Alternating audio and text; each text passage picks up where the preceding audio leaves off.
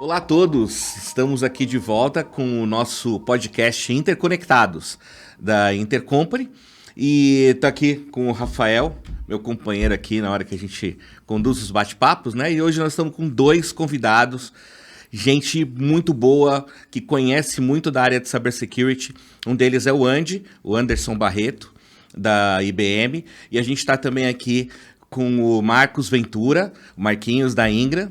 Também, gente que conhece muito de cybersecurity. E esse vai ser o tema da gente hoje, tá? Então, se vocês quiserem, Rafael, introduzir alguma coisa. O Rafael é nosso especialista também, né? Na Intercompany, na área de segurança. E eu vou deixar vocês falarem um pouco mais sobre vocês aí. A gente depois começar a falar, né? Sobre esse tema que é tão quente, né? Obrigado por vocês terem vindo hoje. Pô, muito legal, obrigado pelo convite, estou muito feliz de participar aqui do Interconectados com vocês. Acho que a gente tem aqui um tempo muito legal para falar de uma temática que é super quente, o tema de cibersegurança, mas antes de mais nada, deixa eu aproveitar que eu tomei à frente aqui e me apresentar. Bom, eu sou Anderson Barreto, mais conhecido como Andy, estou no mercado de segurança há 3 anos e meio, no mercado de TI como um todo há 9 anos, tenho uma especialização em Big Data e, mais recente, finalizei um MBA em cibersegurança. Então, além de estar nesse mercado, é algo que o meu pessoal, né, o meu lado entusiasta, eu procuro no dia a dia. Então, acho que esse momento aqui vai ser legal para a gente discutir bastante sobre o que está ocorrendo aí no mercado de cyber. Excelente. Bom, pessoal, muito motivado aqui de participar com vocês. Eu estou na Ingram desde janeiro do ano passado, vou fazer 2 anos agora, né, em janeiro. Eu estou na Ingram como arquiteto de soluções, com foco em cybersecurity. E tenho atuado em cybersecurity há uns 4 anos, mais ou menos.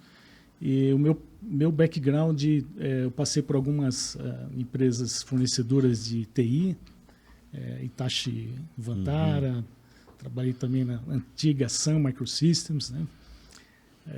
Nos auges anos do .com, né? E trabalhei na Waldivell também, na antiga Divell, depois Waldivell. E também na Huawei, trabalhei por quase 5 anos na Huawei. Então, tecnologia está na minha veia. E cybersecurity é realmente um assunto que permeia, né, toda abordagem, toda iniciativa de uso de tecnologia vai envolver cybersecurity. A gente está quase aí no uso perene de 5G, né? Os carros autônomos, né? A internet das coisas, né? Então, realmente, não dá para pensar em nada que envolve a utilização de dados, a comunicação, que não se pense antes em cybersecurity, né? Realmente, esse com certeza, com certeza. Para iniciar esse papo aí, vamos colocar a temática na mesa, né? Ransomware, então? É sobre isso? Cara, ransomware eu acho que é realmente um tópico extremamente relevante, né? Para quem não sabe, o ransomware é a forma de sequestro, né? Sequestro utilizando tecnologia, né? E hoje todo mundo tem tecnologia, ninguém está fora disso. Crianças pequenininhas já estão com tecnologia na mão, estão ou com tablet, que é para ver filminho do YouTube enquanto os pais estão olhando o Instagram. Dá né? um pouquinho de paz, né, para os pais. Pois é. Ou então e-mail. Muita gente não tem a menor ideia de que o fato de ter um Gmail, um Outlook ou qualquer coisa do tipo está usando nuvem, né? É o celular conectado o tempo inteiro. Quando você está sem internet, parece que você tá sem cueca ou sem calcinha, não é verdade? Internet é vida, né? Cara, como é que era mesmo antes? Eu não me lembro como é que era antes.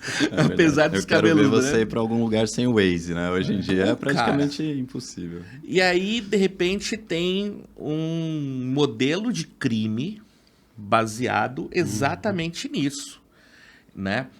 E que muitas vezes quando a gente fala, né, de sequestro, o ransomware, a gente está pensando muito nas empresas, né? No sequestro dos dados das empresas e tal.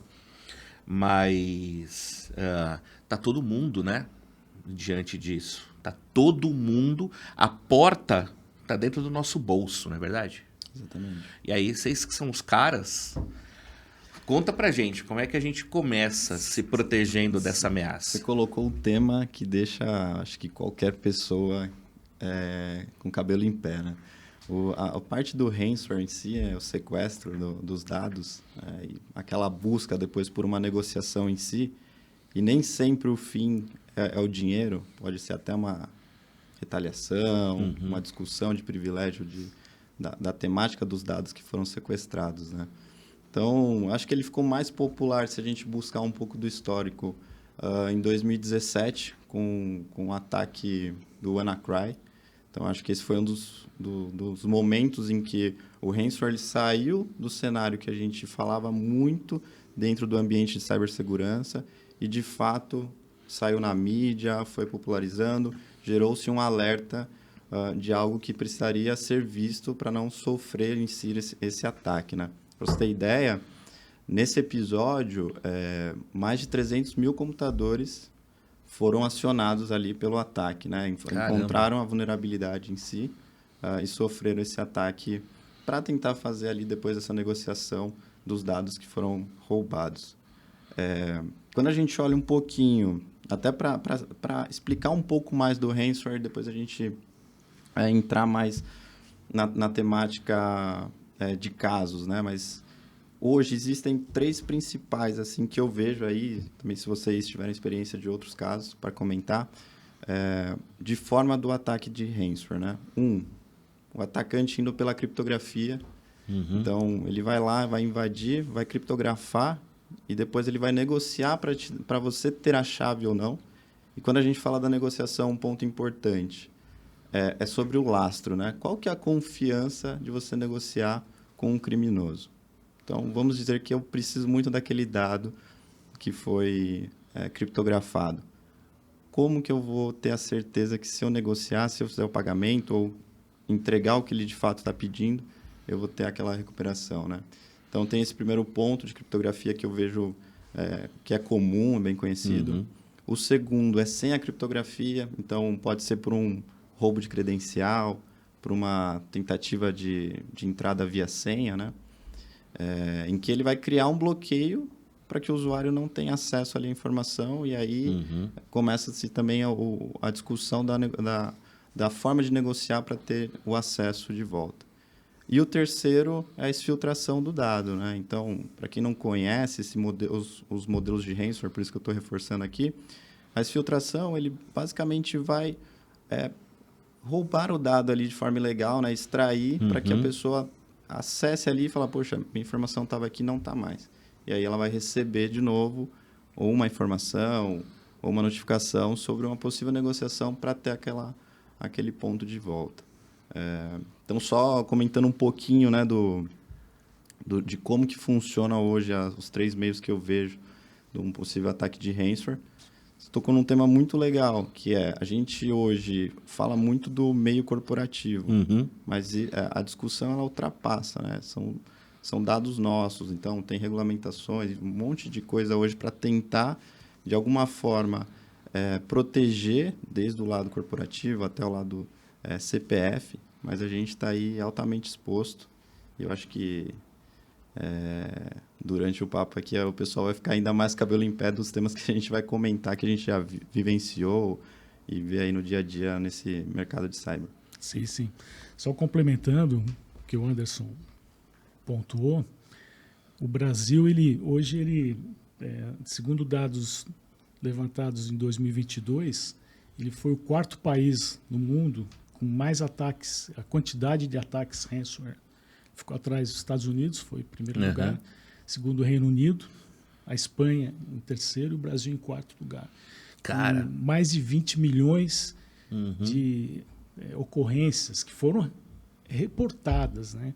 A gente não sabe aquelas que não foram reportadas, né? Exatamente. E hoje existe, na Dark Web, já há alguns anos, existe o Ransomware as a Service. Né? O famoso RAS. Então, o famoso RAS. Onde que nós chegamos? Onde a gente chegou. Então, você paga lá $40, você recebe um kit. Então, eu, por exemplo, que não apesar de gostar de colocar a mão na massa, eu não tenho condições técnicas de fazer um ransomware, né? Mas se eu tiver a vontade maligna de criar um ransomware e infectar alguma empresa, algum indivíduo, né? Eu vou na Dark Web, adquiro esse kit e faço alguma modificação qualquer para personalizar o meu crime, meu cybercrime, né? E lanço esse... Deixa a sua marca. Deixa a minha marca, né? Então, realmente, as empresas têm que se precaver muito com o que os atacantes já estão pensando, né? A gente está aqui discutindo sobre ransomware, tenho certeza que em vários lugares do mundo tem pessoas discutindo como criar o ransomware, né? Como atacar, né? Como utilizado nas guerras também, a incidência de ataques aumenta, né? Então essa lamentável guerra do Hamas e Israel, houve um incremento grande de ataques em empresas de Israel, né? Inclusive empresas de segurança sofreram ataques recentemente, e também do lado palestino, né? Então tem também atacantes impactando serviços dos palestinos por conta de ataque ransomware, né? Então não necessariamente o objetivo é obter um resgate financeiro, mas é realmente criar um clima, criar um criar problema, tensão, né? Criar problema, de alguma forma. Que é a postura que você estava falando mesmo, dos criminosos, né? A modalidade, apesar de ser uma modalidade cibernética com um caráter virtual, né? Não é diferente do sequestro físico. Exatamente. Né? Porque é aquele negócio, esse sequestro, a gente coloca sempre que assim, a característica do sequestro é quando existe a possibilidade do retorno, da devolução, né? Seja de um parente, seja de algum conhecido, alguma coisa, quando o sequestro é com pessoas, né? Diferente do furto, do roubo, onde o negócio está perdido. Mas de um jeito ou de outro você está subtraindo alguma coisa, né? Então, aquilo que você colocou, né, de não saber se a criptografia vai ser desfeita mesmo ou não, ou se você vai recuperar a chave, ou se o dado vai ser retornado, ou se a tua senha vai voltar a ser o que era antes, aquela coisa toda, você sempre fica com essa dúvida, né? E, por outro lado, o que você colocou aqui, Marcos, é exatamente essa questão de causar dano, né? Causar dano. É atitude criminosa, de qualquer jeito. E um detalhe importante que o Marquinhos colocou não precisa de conhecimento técnico nenhum. Os caras dão suporte 24/7, se duvidar em português, inclusive, para o cara conseguir executar o empreendedor ataque. do mal, né? Como pode isso, né? Cara, é aquela linha do escalar, né? Eu acho que eles viram ali, se você pegar historicamente, você tocou no tema da habilidade, do skill em si. Porque tinha uma quantidade de ransomware ali que era mais controlado em si, né? Acontecia um caso ali, outro caso aqui, e tinham os grupos reconhecidos por esse ataque, e hoje em dia, 24 horas por dia sendo atacado, uma quantidade imensa, estratégias diferentes. Muito por conta do próprio RAS, né? do Ransomware as a Service, que o Marquinhos comentou. Justamente esse ponto, ele traz uma visão em que a pessoa que não tem o skill e tem, de certa forma, a vontade de prejudicar ou, por alguma razão, quer trabalhar nesse meio ilegal, ela vai conseguir fazer uma aquisição, não deu certo por aquele caminho, ela consegue depois olhar outro pacote, outra oferta, fazer uma outra aquisição e tentando, de alguma forma, fazer ali o ataque de ransomware em si. Então, né, a escala aumentou muito no mercado. Sim, e também esses kits, muitos deles têm o código-fonte, onde os atacantes eles podem implementar novas funcionalidades. Hoje já existe também uma categoria chamada Jackware, onde o ransomware ele também toma conta de todos os dispositivos que o cliente tem acesso. Então, conta na nuvem, enfim. celular, né? Tudo que tiver conectado, que tiver como aquele usuário alcançar, esse ransomware se estende a esse perímetro, né? Uhum. Então, hoje em dia, já até alavancado, né, pela pandemia, o perímetro ele se expandiu, né?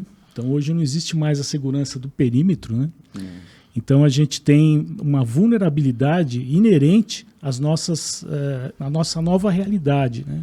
Uhum. Então, tem que ser implementado de uma forma contínua o controle do que a gente faz nesse perímetro expandido, né?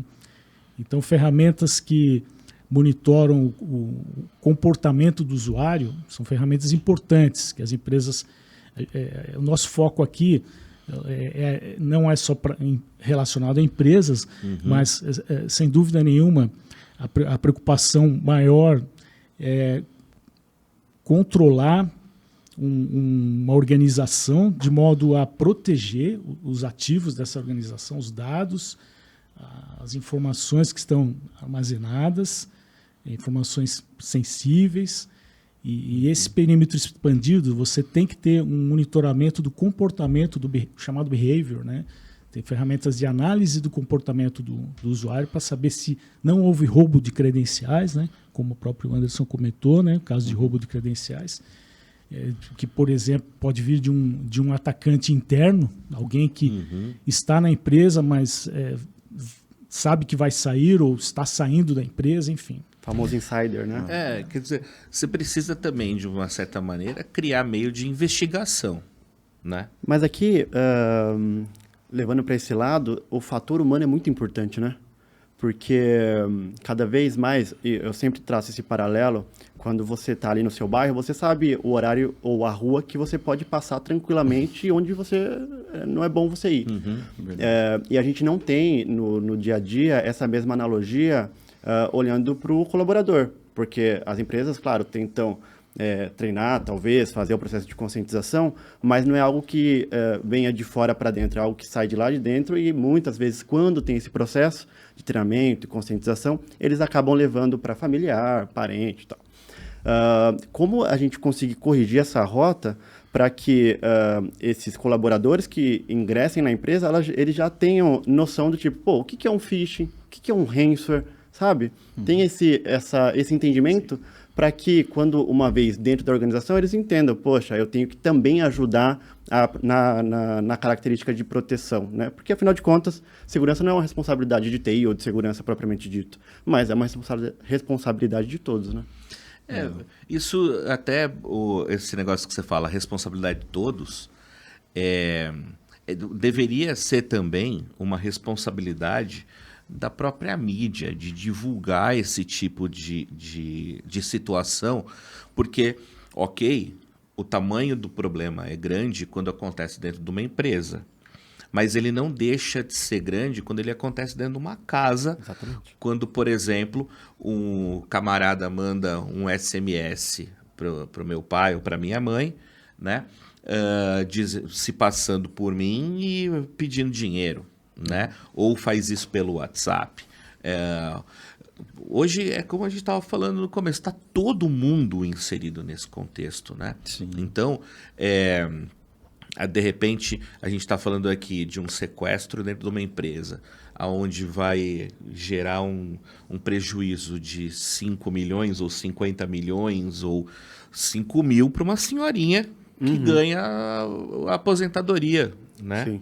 Então, prejuízo vai acontecer em qualquer nível e o tamanho vai ser proporcional àquilo que vai ser extraído, né? E o que você falou, a gente no mundo físico, a gente tem essa percepção, né, de não vou passar numa rua escura, né? Esse lugar aqui é mais perigoso, aquele outro e tal.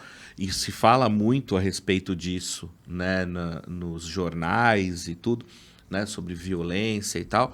E essa violência virtual, né, ela não é tão difundida assim. Então, essa mesa aqui, ela traz um tema que é importante não só para quem está olhando para o meio corporativo, mas é para quem está olhando para a sua própria família também, né? Correto. Eu acho que você trouxe o tema perfeito para quem não vive o dia a dia de cyber, que é o quê? É você olhar como seria no cenário físico. É exatamente isso. Tem o jargão clássico ali do framework do Zero Trust, né?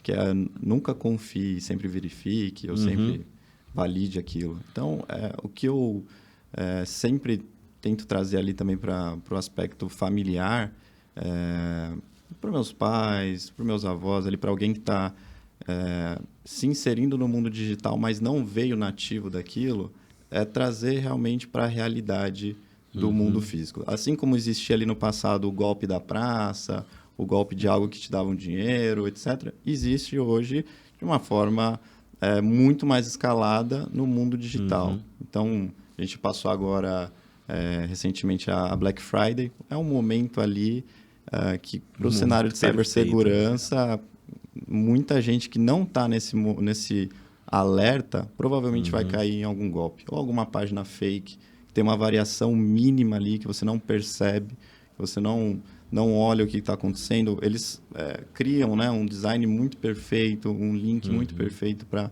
pessoa cair naquilo e fazem você ir pelo meio de pagamento que não tem como reverter. Então, muitas das vezes, agora com o Pix já bem inserido no mercado ou com o meio de pagamento via boleto, se você cai numa operação dessa, dificilmente você vai conseguir reverter a situação. Então, é justamente olhar no cenário físico o que você poderia ser impactado e olhar no digital também, trazendo essas duas realidades. Cenário de guerra, né? Olhando aí o lado corporativo. Se eu tenho o que hoje é mais precioso para mim, que são os meus dados, como que eu vou criar ali uma proteção? Aí você olha, o exército X usa essa estratégia, o outro grupo usa essa estratégia.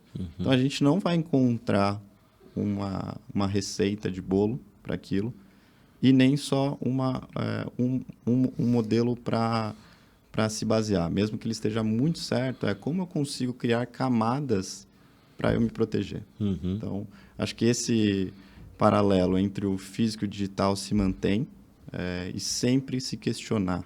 Então, será que isso vai me prejudicar lá no futuro? Será que eu deixar essa informação exposta, uma imagem? Falam muito hoje sobre deepfake, né? Então, usar a imagem para produzir ali um vídeo, um áudio da pessoa, e aí a gente vai começar a entrar naquele paralelo. Será que foi ele mesmo que falou aquilo, que gravou aquilo?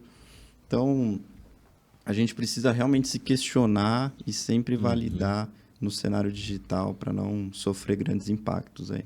E a escalada desses ataques, né? Eu estava olhando um relatório, acho que umas 2 semanas atrás, e esse relatório trazia o report ali de 3 mil executivos ali de cyber e TI, de 14 países diferentes, de empresas de 100 a 5 mil colaboradores, onde eles reportavam que 66%, 67% dessas empresas foram atacadas pelo menos uma vez por um ransomware. Olha isso. E detalhe, 76% desse número, a criptografia foi executada com sucesso. Então, a gente vê o problema que a gente tem aí, né? E aí volta num ponto que o Marcos colocou. O Brasil, 4º colocado, né? Quer dizer, a gente está ali no topo do ranking de um negócio que né? E se a gente pensar nos primeiros, como você citou, Estados Unidos, Reino Unido e Espanha, os 3 primeiros, né? Sim. A gente pode entender Estados Unidos por conta até mesmo das empresas de tecnologia que estão lá, a concentração global, econômica e tal ali, né? Os Estados Unidos é um alvo natural, né, de terrorismo, né? Até a questão política, geopolítica. Exatamente. Né? O Brasil não é um protagonista, né? Então, a questão política no Brasil não pega, né? Mais a questão alvos financeiros, ataques procurando um benefício de recompensa, né, financeira aqui no Brasil. Estados Unidos já tem outros tipos de ataques também, né? E aí, olhando para Reino Unido e Espanha, uma coisa que me vem, obviamente, à cabeça é Europa. Então, Reino Unido não está mais na União Europeia, então, legal, um ponto lá na Europa que eu preciso atacar se eu tiver que mexer com a economia de lá. Espanha está dentro da União Europeia e provavelmente ela foi o alvo por ser mais frágil, né? Agora, quando você olha para isso tudo, né? Olha para o próprio cenário global, e aí você vê a relevância de outros continentes, de outros blocos econômicos e tudo mais, o próximo é o Brasil. Cara, e aí vem na minha cabeça, eu que não sou especialista de segurança nem nada, né? Eu ouço essas histórias de kit de ransomware, né? A primeira coisa que me vem à cabeça é a galera do morro deve estar aprendendo a acessar a Deep Web. E está aprendendo a usar esse negócio. Sei lá, é isso mesmo? O volume que a gente tem aqui é por conta do quê? Da fragilidade das nossas empresas, da falta de seriedade, talvez, que tenha nesse tipo de tratativa, assim como a gente está vendo com o LGPD e tal, que ninguém está levando direito o negócio, né, ali a sério. Por que nós estamos em quarto lugar? Quem são os atacantes, né? Isso é um negócio. Quem são os atacantes? Eu acho que realmente as empresas elas estão melhorando o grau de maturidade com relação ao tema, né? Uhum. Antes você tinha nas empresas uma estrutura o time de network não necessariamente estava conectado com o time de segurança, que não faz muito sentido, né?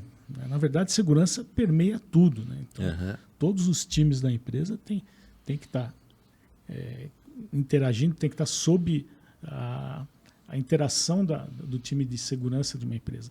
E o que o Rafael comentou, a questão da educação, né, as empresas criarem um mecanismo frequente de treinamento e retreinamento, né?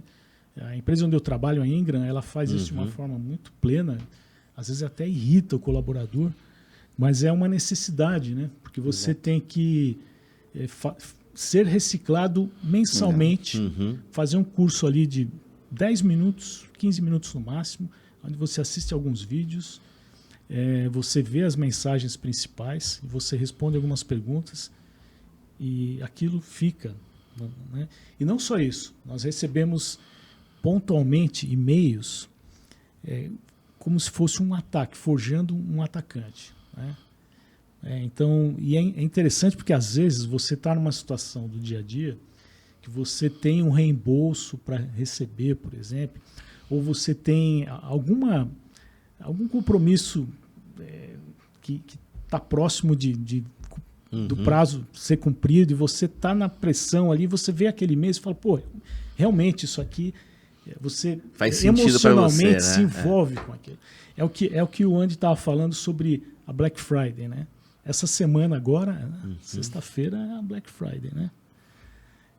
A gente fica emocionalmente envolvido, né? Alguma coisa que você quer comprar, que você há vários anos está querendo comprar, e vê aquela oportunidade. Abre a página, o reloginho contando, você tem 8 minutos para concluir sua compra. Exatamente, né? Você vai, cara, você fala, pô, cara, eu não vou perder essa oportunidade, né? E o brasileiro tem muito isso também, né? De, pô, amanhã eu vou contar lá no escritório que eu comprei um negócio pela um quarto do preço, um quinto do preço, né?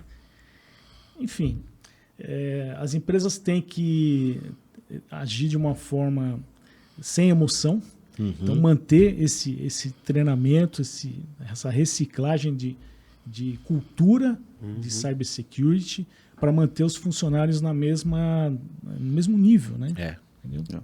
Eu costumo ser repetitivo, mas é a tríade, né? Pessoas, produto, tecnologia e processos. Então, trazer a educação ali para a galera, eu acho que isso, ter o plano contínuo, reforçar, reciclar, depois olhar como está sendo definido, né, os processos. Então, esse pilar aqui já está estratégico, já está rodando bem, como está a minha cadeia de processos? E ali a gente, não por último, né, mas para completar ali a tríade, o que eu estou aplicando de produtos, o que eu tenho de tecnologia, para ter efetivamente ali uma jornada de segurança olhando para o todo. não adianta eu desequilibrar essa tríade, né? Eu colocar muita energia ali em tecnologia, muita energia em pessoas, que também é um outro ponto para a parte de cibersegurança, que a gente vê um turnover, né? Que é essa rotatividade de pessoas na cadeira por conta da falta de skill. Então, está todo mundo tentando puxar o cara mais qualificado, porque o mercado de cibersegurança realmente tem ali uma deficiência de pessoas que estão capacitadas no nível para atender às demandas do mercado. A gente vê bastante investimento, vê bastante escola investindo em estruturar profissionais de cyber no mercado, mas a gente sabe que isso leva tempo. E hoje, né, o que acontece nesse mês, no próximo mês já desatualizou, já tem... Então, tem esse plano contínuo de capacitação para inserir esse profissional. E quando eu olho aqui pelo meu lado, hoje, como um dos fornecedores de cibersegurança para o mercado, o que é legal é que, para cobrir também essa deficiência, existe a tecnologia por trás disso. Então, muitas das vezes, a gente consegue atualizar o profissional e fazer que um profissional que esteja iniciando a jornada dele, que ele utilize soluções de ponta, e, ao mesmo tempo, ele vai se capacitando até mesmo pela própria solução.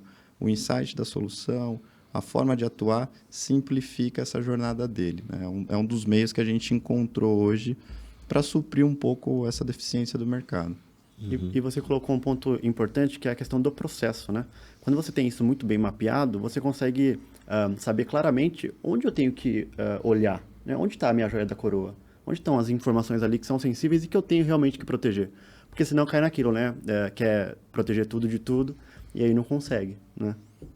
Não, e muitas das vezes, a gente estava comentando um pouquinho disso no caminho, a gente, como o protagonista, né, como a empresa que detém ali a informação, o dado, a gente olha muito pelo nosso viés e nunca pelo viés do atacante. Então, isso também existe aí um lado de soluções, um lado de discussão, tanto consultiva quanto ter um software em si, para também pegar o insight de fora. Então, vamos dizer assim, eu invisto muito em cyber, eu tenho aqui um time, mas eu estou sempre no viés de dentro de casa. Então, eu tenho que proteger aqui porque... Mas e se eu trago alguém com o olhar de fora? Então, toda vez que eu estou colocando energia para proteger aquela porta, proteger aquela janela, e vem alguém e fala, você olhou o seu telhado ali? Tem uma entradinha aqui. Então, é um cenário contínuo de revisão e de perspectivas. A gente não pode se limitar só ao ego de achar que tem o conhecimento e se questionar sempre. Esse daí eu acho que é um ponto legal também para inserir no processo. Você levantou uma bola muito boa, que é essa questão da superfície, né? Poxa, como que eu posso olhar para fora para ajudar que esse hacker me ajudar, né? Como empresa, que esse hacker não consiga acessar as minhas joias da coroa. O tal do hacker do bem e o hacker do mal, né? Então, o que as empresas já estão começando a implementar é o chamado Red Team, né? Então, além de ter o Blue Team, que seria todo ferramental de pessoas e ferramentas para proteger os ativos da empresa, eu vou criar um time apartado, onde ele não necessariamente vai ter contato com esse Blue Team. O ideal seria que eles não tivessem contato. Então, quando o Blue Team dá o ok e fala, olha, eu garanto que a implementação de todas essas políticas, essas ferramentas, os usuários, os colaboradores treinados, eu identifico toda a minha superfície de uso de múltiplas nuvens, de on-premises, todos os softwares estão atualizados, tem uma política de atualização de softwares, eu garanto que eu não seria atacado. Não existe essa garantia, gente. Sim. Essa garantia Aí entra o Red Team para arrebentar a porta. Exatamente. Eles ganham para isso. Eles são premiados por isso. Então, eles vão usar ferramentas de identificação de gaps aí nessa superfície. E, olha, eu encontrei essas vulnerabilidades, esses gaps aqui, essas portas de entrada de um possível ataque. E a gente tem que lembrar, eu comentei no comecinho do nosso bate-papo sobre o 5G, né? Na verdade, daqui a pouco a gente está no 6G já, né? 5G já. Né?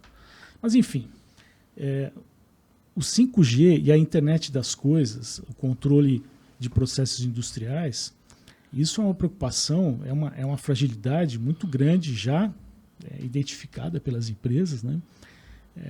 O Andy comentou sobre o WannaCry, né, de 2017, mas a gente teve também, acho que um pouquinho depois, se não me engano foi 2019, que uma empresa de utilities lá nos Estados Unidos, ela foi invadida, né? Uma empresa que distribui gás, né? Uhum. Isso aí. Cara, olha o perigo que você disso, tem, né?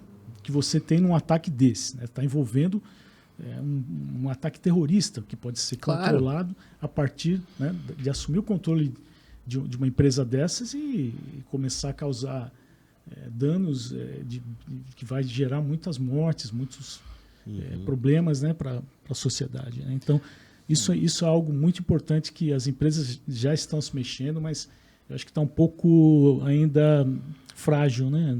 É o cenário de guerra que a gente estava comentando, né? Quando você traz o impacto dos dados, tem a questão, acho que principal, o valor dele, né? A gente, quando olha para o corporativo, realmente ele é muito valoroso, né? Tem até algumas expressões falando que é o novo petróleo, quando a gente entra no tema do dado em si, de tão valioso que ele é. Então, quando a gente faz esse mix do cenário de guerra, estava até lendo na semana passada, Ucrânia e Rússia. Hoje a gente vê o combate em terra, tem ali o impacto, né, de vidas que estão sendo perdidas, mas existe também o grande cenário da guerra que a gente não está vendo, que é o impacto de tentar extrair uma informação que pode ter uma rota, extrair ou fazer um acesso ao fornecimento de gás, fornecimento de energia. Então, a gente entra numa visão que realmente isso pode impactar a gente no cenário físico através de um ataque. Até mesmo se a gente falar de cidades conectadas, de IoT, imagina a grande visão que estão tendo do investimento para cidades autônomas, se sofrer um impacto, né? Um simples cruzamento que inverte ali um sinal verde, vermelho, um acidente de trânsito, liberar um acesso de um condomínio para um possível terrorista. Então, segurança ela vai muito além do que a gente imagina e ela é totalmente intangível. Então, muitas das vezes a gente está numa discussão, a pessoa, mas isso é coisa de filme, isso não... Na verdade, é o que a gente vive no dia a dia, só que muitas das pessoas não estão vendo ou não sofreram isso nesse momento. Mas vai acontecer. A gente fala assim, né, que todo mundo tá ali vulnerável a um ataque, que vai ser atacado. Só não sabe quando, mas que isso de fato vai acontecer com todos nós. E você falou agora há pouco sobre criar camadas de proteção, né? A gente vem falando aqui sobre essa questão toda de superfície de ataque, né? E você também, Marcos, trouxe o tema dos IoTs, né? De tudo hoje controlado eletronicamente, como foi o caso ali dessa estação de gás e tal. E aí a gente chegou até a trazer numa outra roda que a gente teve aqui também, né, desses dispositivos inteligentes, né? Falando de IoT aqui, os tais dispositivos inteligentes. E aí eu acho que o lugar legal para a gente falar sobre isso é aqui nessa roda de segurança e pensar, por exemplo, na tal da lâmpada inteligente, que você vai lá, rosqueia no soquete, sincroniza com o celular e, aquele negócio, ele é um dispositivo de rede, né, cara?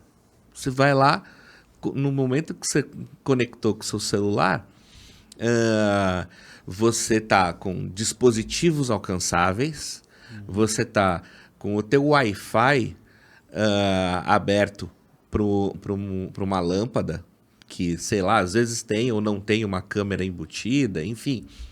Mas e aí? Como é que fica essa questão de, legal, tranquei minha porta, botei grade na janela, blindei meu carro, fiz uma camada a mais de concreto na minha laje, fiz um monte de coisa. Mas a minha lâmpada... Mas minha senha é 1, 2, 3, 4, 5. Não, e um detalhe, né? Esses dispositivos não foram pensados para serem seguros, né? Aham. E aí? Exatamente. Eu acredito que o ponto que a gente comentou sobre você criar algumas estratégias no cenário que você tem, né? Então, hoje, dentro da rede ali de casa, você consegue utilizar alguns cenários para visualizar quantos dispositivos estão conectados, quais são os dispositivos, fazer uma recorrência de troca de senha, acho que a política de senha é algo que às vezes a gente não tem muita educação, a cultura de criar padrões, de se questionar e de alterar. A gente vê que algumas plataformas obrigam a gente a fazer isso de forma recorrente, mas se for por nós mesmos, muitas das vezes a gente nem vai se questionar de alterar isso. Então, acredito que a gente se questionando disso e fazendo a verificação é importante, né? A gente, falando dessa forma, até parece que eu sou um cara bitolado em relação a isso, mas é de fato valioso a gente se questionar. Vou colocar um dos pontos que eu vi durante uma das aulas que eu tive no MBA recentemente, era sobre uma página em que a gente acessava, era uma página pública, não lembro o endereço agora, mas eu conseguia ali ver todos os IPs de câmeras que estavam conectadas e sem senhas. Então, Nossa Senhora. A gente abriu ali em tempo real, né, um quintal de uma casa, não tinha ninguém nem nada, mas em algum lugar do mundo você faz o filtro ali dos países e vê tudo que está aberto que ele conseguiu capturar. Se tivesse minimamente uma política de login, de senha, talvez não estivesse exposto ali. Então, é legal criar essa educação da senha, do login, saber ali verificar se teve acessos. Eu acho que isso são pontos para mitigar. Tá? Se vão funcionar efetivamente, a gente não sabe. Por isso que é importante se questionar se daqui 2, 3 meses isso está funcionando bem. Trocar a senha padrão do roteador, admin não dá. Admin. É um clássico. E até mesmo esse negócio das senhas me traz um outro tema também, que é um tema bastante quente hoje em dia, que é da tal da computação quântica, né? A gente teve lá no Tech Exchange, falando sobre um dos temas do Tech Exchange, foi sobre computação quântica. E o quanto isso está perto da gente, né? Porque é aquele negócio, a gente está falando aqui de senha, né? De senha fraca ou senha forte, tanto faz. E hoje alguns bancos estão trabalhando nessa questão da computação quântica para melhorar os seus modelos de criptografia. Exatamente. E aí vem, já que a gente falou aqui de ransomware, né? Lá no Tech Exchange se falou sobre uma modalidade de ransomware que é o sequestre hoje, cobre amanhã, né? Que é aquela história assim, ok, roubei dados.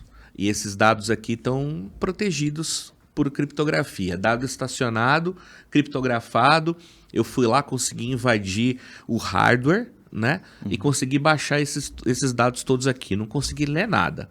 Mas ok, deixa guardado aqui, né?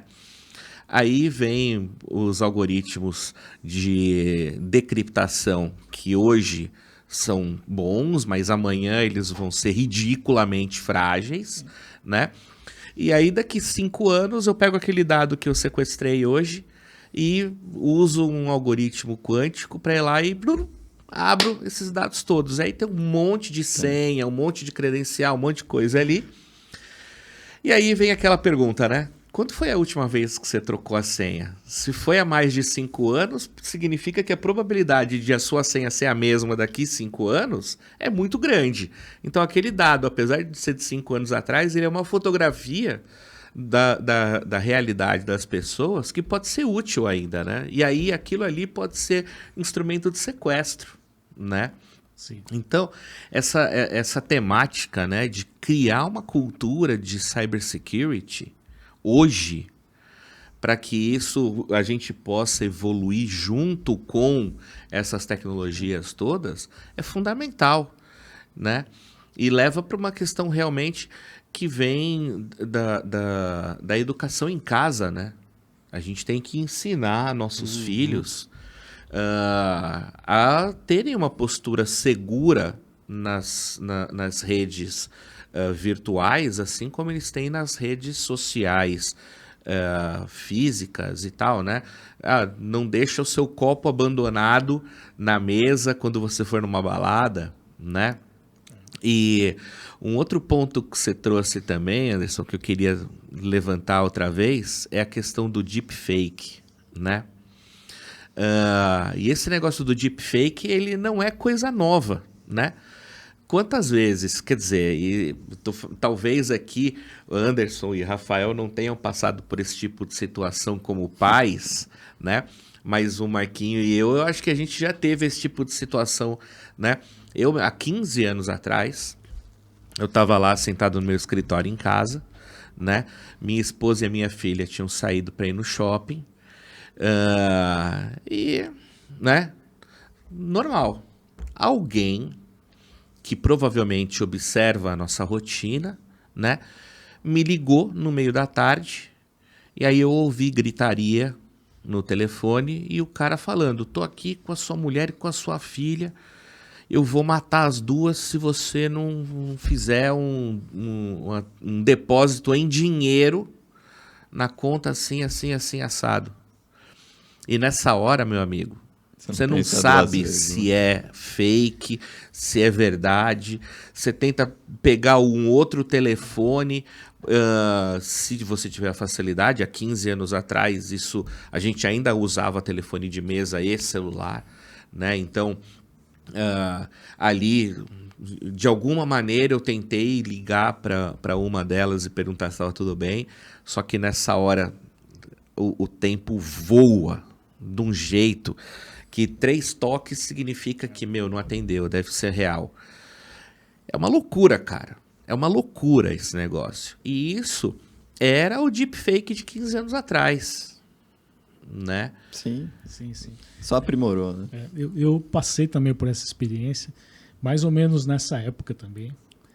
E recebi uma ligação, provavelmente do presídio, né? Celular de presídio, enfim. Imagino eu. Dizendo que estavam com a minha esposa, e aí você ouve aquela voz ao fundo. Você imagina mesmo a cena, né? Você fica aterrorizado, né? Mas aí eu tive a presença de espírito de... Eu falei um outro nome, não falei o nome da minha esposa, que chama Cláudia, eu falei um outro nome. Como é que tá fulana, né? Ela tá... Aí eu já saquei, né, que o cara não era real a situação, dei um pouco mais de corda pro cara e depois eu desliguei o telefone, mas imediatamente eu fui atrás da minha esposa, né? Sabendo onde ela estava, se ela estava bem, enfim. É isso aí. Não, e eles usam um ponto importante que é, possivelmente a família foi no shopping, sei lá, tá no cinema, não vai atender telefone durante a hora ali do filme. Eles trabalham muito no componente emocional, né? Da urgência, como a gente já comentou aqui. Mas o ransomware também tem uma outra característica, quando ele se insere vou falar de servidor, tá? Falando no mundo corporativo. Ele consegue invadir um servidor e ele fica lá quietinho, disfarçado, né? E aí o atacante começa a pesquisar uma possibilidade de movimentação lateral para identificar dados mais sensíveis, né? Então isso realmente é um comportamento de ransomware. Eu também estava lendo, não conhecia isso, eu li recentemente, que já tem ransomwares direcionados para Linux, para ambiente Linux, porque a boa parte dos sistemas corporativos rodam Linux, né?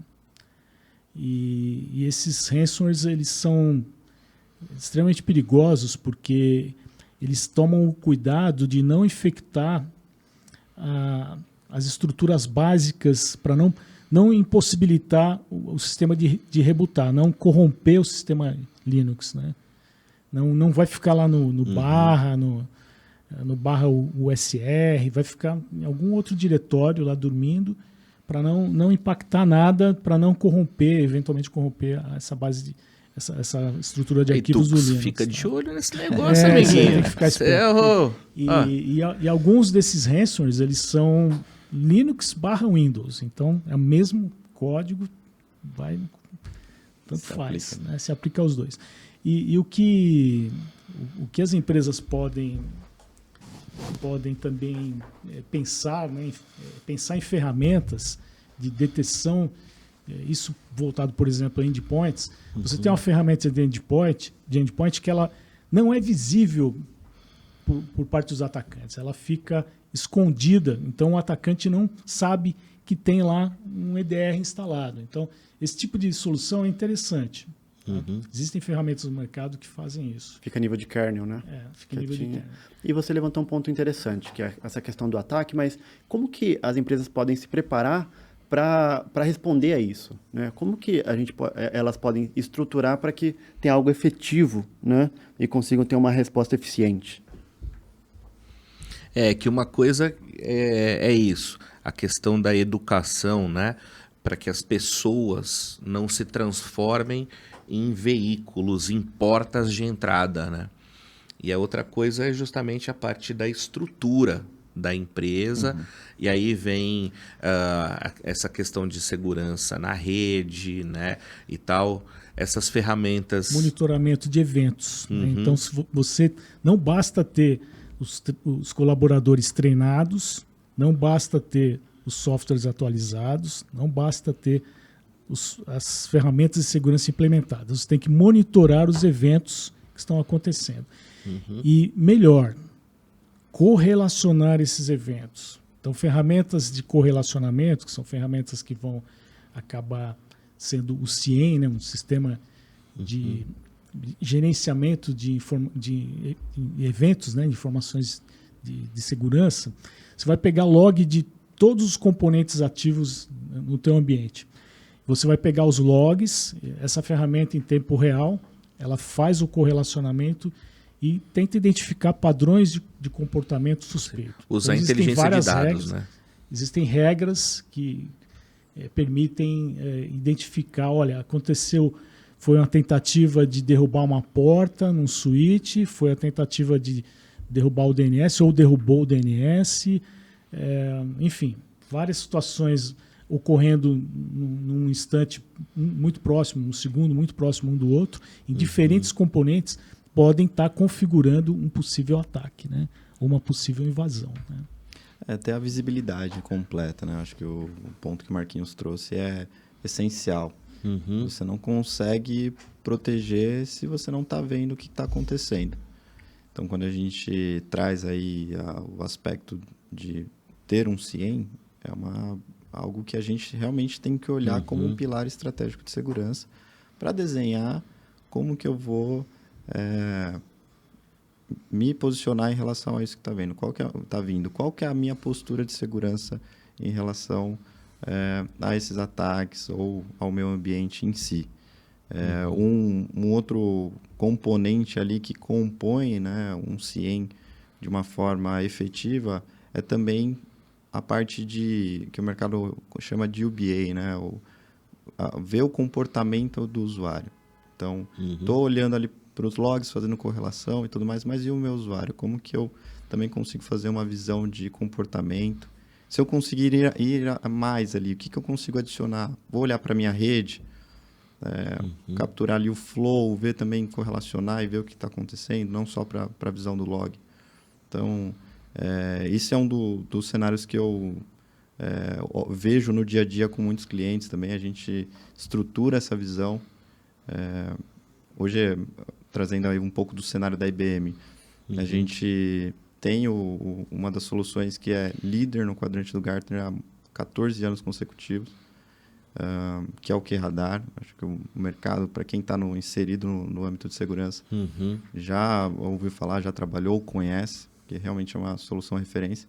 E a gente vê muito isso inserido na tecnologia. Tá? Isso traz de novo um ponto que a gente comentou ali atrás, sobre facilitar também a utilização para o usuário que está se desenvolvendo, né? Qual que é o seu nível de expertise? Talvez eu ainda não consiga trazer muitas vantagens de forma manual. A solução, além de trazer a visibilidade, ela vai dar esse apoio para a operação funcionar de forma efetiva, independente do skill. Aproveitei esse momento jabá aqui para falar um pouquinho do que é radar. É isso aí, tá certo. E pega a importância do processo, né? Porque vocês citaram aqui, ó, solução de EDR, fazendo a proteção dos endpoints, citaram solução de CIEM, fazendo a correlação desses eventos. Uma vez que identificou que tem um possível ataque ocorrendo, qual é o processo, né? Quais são as áreas que são notificadas? Como automatizar isso para que você consiga realmente mitigar esse risco e fechar as portas que estão abertas, né? O uso de um CIEM já traz uma boa visibilidade, né? Um mapeamento do que o QRadar chama de ofensas, né? Que são os eventos correlacionados. E você tem uma priorização do que é mais crítico. A IBM trabalha com o conceito de magnitude, né? Então ela tem algumas métricas que identificam como os eventos estão ocorrendo e consegue identificar o que é mais crítico que deve ser tratado prioritariamente. Então existe uma aba principal de um QRadar CIEM, é a aba das ofensas, né? Então no dashboard do time de segurança realmente eles têm que ter tem que estar olhando, acompanhando as ofensas que estão sendo geradas e tratar essas ofensas. Você pode, por exemplo, plugar uma inteligência artificial nisso. Então, o QRadar tem uma opção de você ter um Advisor for Watson. Então, você pode plugar o seu CIEM numa inteligência artificial e aí você pega essas ofensas que foram identificadas, elas são tratadas pelo Watson, inteligência artificial, como se fosse um analista de segurança trabalhando, né? Então, é muito interessante, realmente. A gente tem fomentado bastante o uso desse tipo de solução. E existem mais camadas que podem ser plugadas nesse CIEM, como, por exemplo, um serviço de inteligência de ameaças, né? Que vai fazer um Threat Intelligence, né? Que você pode plugar. A IBM tem esse serviço, tem outros serviços de mercado que você pode plugar no QRadar, não precisa ser o da IBM. E também é interessante, porque você vai ver o que está acontecendo no mundo. Então, algum novo malware ou um novo ransomware que foi já identificado, ele vai estar lá nessa base de dados e você pode receber essa informação para que você implemente alguma tratativa de segurança no seu ambiente. Tá? Interessante. Indo para esse cenário, né, um pouco sobre soluções, o ferramental. Quando a gente constrói esse cenário de gerenciamento de ameaça, de tratativa ali a uma vulnerabilidade, não existe no final do dia a bala de prata, né? A gente não tem uma única ferramenta que vai resolver todos os problemas. Por isso que eu comentei lá inicialmente sobre camadas. Ou você vai aplicando o que cabe ali para você e não deixa de revisar ou adicionar mais pontos se for o caso. Então, olhando hoje a complexidade do cenário de cibersegurança, o que a gente vê no mercado? Muitos fabricantes, muitas soluções, e isso traz uma complexidade para o analista de segurança. Então, um dos pontos também que eu gosto de compartilhar e levantar a bola sobre o nosso modelo de atuação hoje no mercado é começar uma jornada, né, como se fosse um blocos de Legos, o bloquinho azul ali da IBM, ele não precisa começar e finalizar com os blocos azuis. Então, a gente vai encaixando o que for necessário de acordo também com a necessidade de cada um. E a gente consegue integrar isso. Então, existe hoje uma solução embarcada nesse cenário de gerenciamento de ameaça, que a gente vai trazer para o analista tudo que ele tem de ferramental, que ele precisa abrir diversas páginas, diversos dashboards, a gente consegue integrar isso numa única visualização. Tá?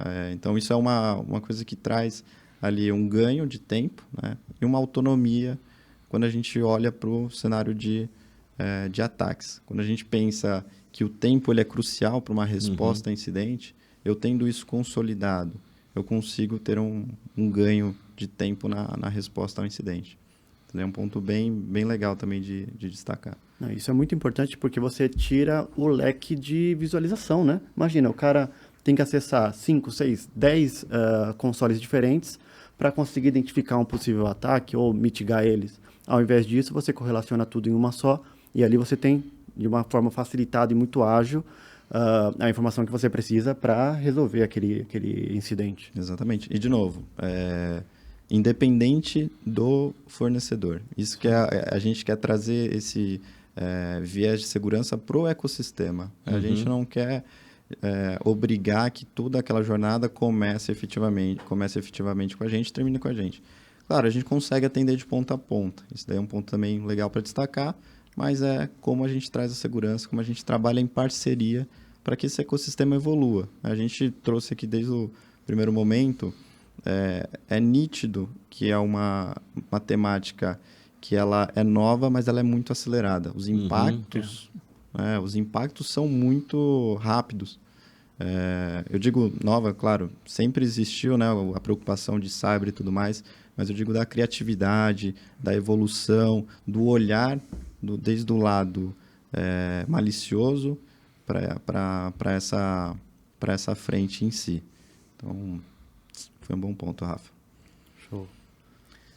Sem dúvida, as empresas não têm bala de prata, como o Anderson comentou, e as empresas têm que constantemente estar revendo esse atendimento ao aspecto de segurança para inserir novas camadas, enfim, tem que estar sempre questionando se o que está implementado está ok, né, atende, porque na verdade é o que a gente comentou aqui algumas vezes, né? As empresas serão atacadas. Quem nunca foi, será atacado. Ou não sabe, né? Ou foi atacado e nem sabe. Exato. E esse ponto do foi atacado e nem sabe, né? Ele pode ter também essas duas formas de se entender, né? O foi atacado e nem sabe e perdeu alguma coisa, sofreu com isso e nem sentiu. Quer dizer, nós estamos falando aqui de desorganização total, né? Ou pode ser também o foi atacado e nem sabe porque as barreiras estavam muito boas e não passou. Talvez esteja escrito em algum log ali uma tentativa de um ataque qualquer e ele foi mitigado na hora, né? Quer dizer, os ataques eles realmente estão acontecendo o tempo inteiro, né? Então, se não foi atacado ainda, vai ser. Não é nenhum exagero, né? Isso acontece mesmo. E você falou sobre o User Behavior, né? O UBA, também vem relacionado com as redes sociais, né? Quantas vezes a gente já não recebeu aquela notificação do Facebook dizendo assim, né? Houve uma tentativa de acesso à sua conta, verifique se foi você mesmo. Ou quantas vezes a gente não recebeu um e-mail desse no Google, né? E quantas pessoas nem deram atenção a isso? Simplesmente falaram assim, se eles estão me alertando é porque pegaram. Então deixa para o outro resolver, né? E aí esse negócio do deixa para o outro resolver acaba deixando exatamente o nosso portão destrancado, né? E o que a gente pode deixar de mensagem aí? A gente está chegando até perto do nosso tempo aí já, né? A conversa ela vai voando, né, gente? Ela vai voando, né? O que a gente deve deixar aqui de mensagem para cravar essa questão da segurança, para que a gente saia desse vergonhoso quarto colocado, mas não para cima, para baixo? Acho que aproveitando um gancho que você comentou, muitas empresas, isso de certa forma está diminuindo um pouco, felizmente. As empresas estão ganhando consciência de que quando ela está na nuvem, não necessariamente ela tem uma proteção 100%. Mesmo porque os dados e as aplicações são da empresa, não são da Amazon ou da Azure, enfim, Google. Então, essa preocupação em ter ferramentas e processos de segurança que vão além do que o default que o provedor de nuvem pública entrega, isso tem que ser muito bem claro quando as empresas migram seus dados para a nuvem, né? E principalmente nesse ambiente híbrido que a gente vive, multi-cloud, cloud híbrida, enfim. Então, isso às vezes criam vulnerabilidades, né, que permitem esses ataques, né? Isso pensando no mundo corporativo, né? Uhum. Pensando na questão dos ataques de pessoa física, o que a gente aprende nas empresas, a gente tem que trazer para casa e ter essa cultura, né, de segurança sendo propagada com os familiares, amigos, enfim. Até para a gente não reproduzir esse comportamento dentro da empresa e criar fragilidade lá dentro, né? Exatamente. Eu olhando aqui, estava fazendo um pouco aqui da consolidação do nosso bate-papo, né? Quando a gente olha para o corporativo, existe também uma briga muito grande em relação à segurança, onde ela deve estar posicionada, né? Então, eu costumo dizer que se a liderança de segurança ou o tema segurança não está sendo discutido no board da empresa, como um viés do negócio em si, a importância do negócio, já é um ponto de atenção. Tem o outro ponto, muitas vezes, a dificuldade de dedicar o orçamento para a estrutura de cyber. Então, pode gerar ali um impacto muito grande por falta do olhar para aquilo. Então, para o corporativo, o que eu deixaria de mensagem é: traga a segurança como um dos pilares do seu negócio. Independente se você tem ali profundidade técnica ou não, avalie o quanto aquilo pode impactar para você o que você construiu. Eu usava um exemplo que era sobre corrida em si, né? A gente olha muito para o que a gente construiu e quer proteger aquilo para não sofrer o impacto, sofrer a perda de tudo aquilo que já foi estruturado, mas também eu tenho todo ano, né, e a gente está chegando agora num momento de revisitar os planos, revisitar a estratégia onde a empresa quer se posicionar, em que se eu tiver segurança bem estruturada ali no meu plano, ela vai conseguir me alavancar para alcançar o meu objetivo. Então, eu tenho dois cenários. Um, a proteção efetiva do que eu já tenho, e outro, como eu consigo um empurrão ali, de forma que vai me gerar também a segurança por trás e alcançar aquele novo objetivo. E aí, trazendo para o link da corrida em si, por que eu tenho tanto investimento em capacete, em cinto, em utilitários que efetivamente vão proteger o piloto, né? Para trazer a segurança dele não manter a posição de largada, o terceiro, quarto, quinto lugar, mas ele alcançar ali o primeiro lugar. Então, pro corporativo é isso. Vamos trazer o tema de cyber mais para próximo do negócio.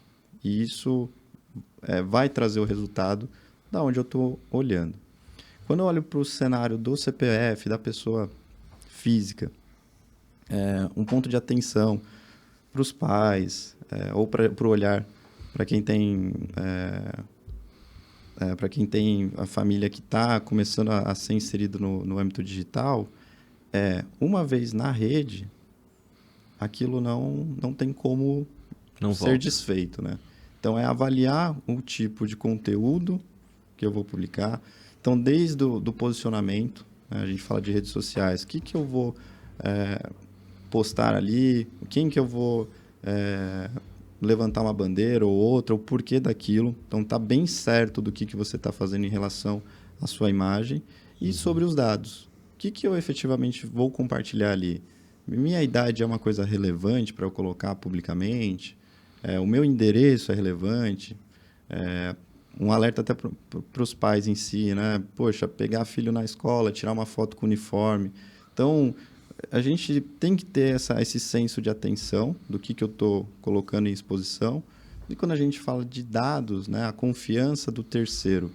Então, olhar para esse fornecedor e ver se efetivamente ele é confiável. Porque eu estou dando a minha informação, o meu dado para ele.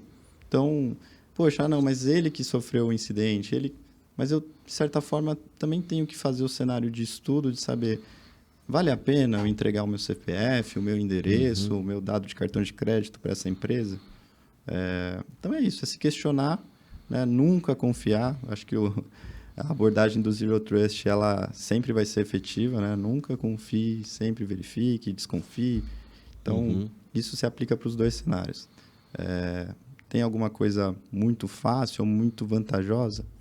pode ter uma pegadinha ali atrás. Então, essa é a mensagem que eu deixo. Se vocês tiverem oportunidade, abram rodas de discussão sobre o tema de cyber, independente se você vai descer na camada técnica. Faça, eu acho que muito do que a gente fez hoje aqui. Discutir casos que estão próximos do nosso dia a dia, que aconteceram, que pode acontecer, e saber como que eu vou poder me proteger em relação a isso ou evitar cair em uma armadilha. Convido também vocês a me adicionarem no LinkedIn, quem está assistindo a gente aqui, Anderson Barreto. Igual eu comentei, eu trabalho no cenário de cyber, estou inserido nesse dia a dia, mas eu sou um entusiasta a trocar ideia sobre o tema. Você comentou sobre a parte do Quantum, já me trouxe aqui vários insights, vários pontos para a gente também, num outro momento, comentar sobre. Com certeza, porque a evolução dessa. computacional, então todos os pontos, armadilhas que podem acontecer e já estão acontecendo. Mas agradeço demais aí, pessoal. Anderson Barreto no LinkedIn e contem com a gente. Legal. Só para fechar e não deixar passar os pontos, que esses últimos foram muito bons. Primeiro, Andy, realmente essa questão do corporativo mostra a necessidade que o coordenador, o gestor, o CISO tem de conseguir falar a língua de negócio, a língua do negócio, né? Para que consiga realmente viabilizar o budget para a segurança, né? Do contrário, realmente fica bem difícil se for lá para o board falar techniquez. Aí não vai resolver, né? E o Marquinhos colocou um ponto importante, que é a questão dos provedores de cloud, né? Que a empresa que contrata cloud acha que está transferindo a responsabilidade de segurança, e não é bem assim. O provedor vai garantir ali disponibilidade, elasticidade, mas não necessariamente a segurança. E você colocou a questão das redes sociais, que muitos atacantes estão usando ela para conseguir chegar no analista ali, no recepcionista, e aí pegar e propor para ele, né? Ó, instala esse negócio aqui, 10%, você conseguir uma grana, 10% é seu, e muitas vezes essa grana resolve a vida da pessoa, né? Então, você vai pelo método de corromper mesmo ela. Então, bastante interessante os pontos, né?